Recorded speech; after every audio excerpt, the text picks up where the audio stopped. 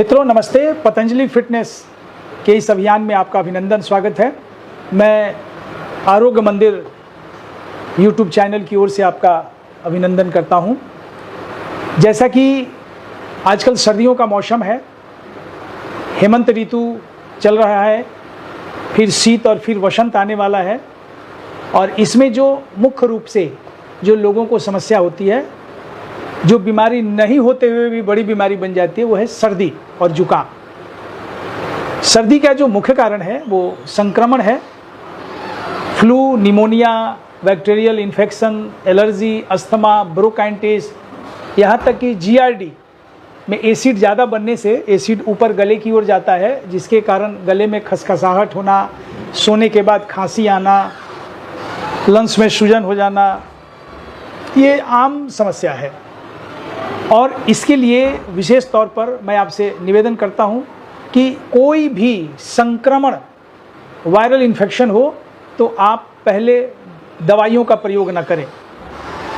जैसा आप सबको पता है कि अधिकांश जो वायरल है वो बॉडी खुद अपनी इम्यून सिस्टम को मजबूत करके वो लड़ती है। आपके दवा ले लेने से वह इम्यून जो है वो कमज़ोर पड़ जाता है, शरीर स्वयं डिफेंस का कार्य नहीं कर पाती है। अभी हाल के दिनों में कोरोना का असर आपने देखा होगा, जिसमें दवाइयाँ, बड़ी बड़ी कंपनियाँ, बड़े बड़े हॉस्पिटल, सबके दावे बिल्कुल निष्फल हो गए। तो आप कभी भी अगर वायरल इन्फेक्शन हो तो आप पहले दवाइयाँ न लें, 7 दिन तक इंतज़ार करें। लंबा बुखार हो, बुखार न छूटे या फिर अन्य कोई विशेष बात होती है तो 7 दिन के बाद आप चिकित्सक से मिल सकते हैं। बहुत आसान है संक्रमण से बचने का। और पहले जैसे अगर वायरल है तो सर्दी जुकाम होगा, फंगल है तो त्वचा पे उसका असर दिखने लगा, परजीवी का अगर असर होगा तो संक्रमण होगा तो आपको मलेरिया हो सकता है, अलग बीमारियां हो सकती हैं। तो सबसे पहले आप होम रेमेडीज़, घरेलू नुस्खे का प्रयोग करिए। घरेलू नुस्खे में क्या करेंगे, आप सबसे पहले गर्म पानी में आप थोड़ा अजवाइन डाल दें, उसका भाप लें। नेचुरल आप इन्हेलर लें, भाप लें, भाप का इन्हेल करें। आप गर्म पानी लें, खौलाएं उसको, उसमें अजवाइन, पुदीना डाल दें। आवश्यकता हो तो आप पतंजलि की दिव्य धारा की 2-4 बूंदें डाल सकते हैं। आप पतंजलि बाम डाल सकते हैं और फिर ढक करके आप उसको सुबह शाम दोपहर आप भाप ले सकते हैं। इसका अद्भुत लाभ आपको नज़र आएगा। अगर औषधि लेनी है तो आप घरेलू नुस्खे में आप अदरक ले सकते हैं, अदरक के साथ शहद ले सकते हैं। अदरक और शहद के रस से, अदरक का रस आपको जहाँ एक तरफ आपके हृदय के सूजन को कम करता है, दूसरे तरफ गले के खराश को शहद मिटा देता है। आप हल्दी ले सकते हैं, हल्दी शहद ले सकते हैं, दूध और हल्दी ले सकते हैं। आपको पता है कि हल्दी स्वयं प्राकृतिक रूप से एंटीबायोटिक का काम करती है, एंटी इन्फ्लामेटरी का काम करती है, इसलिए आप हल्दी का प्रयोग बहुत लाभकारी होगा। साथ में लहसुन का प्रयोग कर सकते हैं।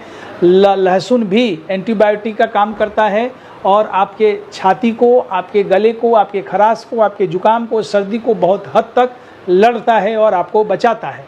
और मैं एक और सरल उपाय आपको बताता हूँ। आप आपके घरों में, आपके किचन में ये मेथी के दाने आप देख रहे हैं, ये छोटे छोटे मेथी के दाने हैं। आप इस मेथी के दाने को आप टेप की सहयोग से, ऐसा एक पेपर टेप आता है, आप पेपर टेप के सहयोग से मेथी के दाने को, इसमें पेस्ट को इसको ऐसे आप चिपका सकते हैं। आप ऐसे चिपका लें, बहुत सरल है। आप 2 दिन में आप अपने खांसी, सर्दी, जुकाम से निजात पा सकते हैं। आप ऐसे उन मेथी के दाने को इस टेप में लगा लें और अपने दोनों बोथ स्मॉल फिंगर के कफ जॉइंट पर, नीचे वाले जॉइंट पर ऐसे आप इसको आराम से लगा लें। ऐसे आप मेथी के दाने को आप अपने कफ जॉइंट पर, यानी नीचे वाले जोड़ों पर इसको ऐसे लगा सकते हैं। फिर एक और ऐसे तैयार कर लें पट्टी, और इस पट्टी को बीच वाले जोड़ों पे, ये बीच वाले जोड़ों पर ऐसे आप लगा लेंगे। आपके लगाने मात्र से आधे घंटे से लेकर 1 दिन तक आपको अद्भुत लाभ दिखना शुरू हो जाएगा। 1 हफ्ते तक ऐसे लगा लें, इस उंगली में भी और इस उंगली में भी, दोनों स्मॉल फिंगर में सेम ये जोड़ और ऊपर वाले जोड़ में लगा लें।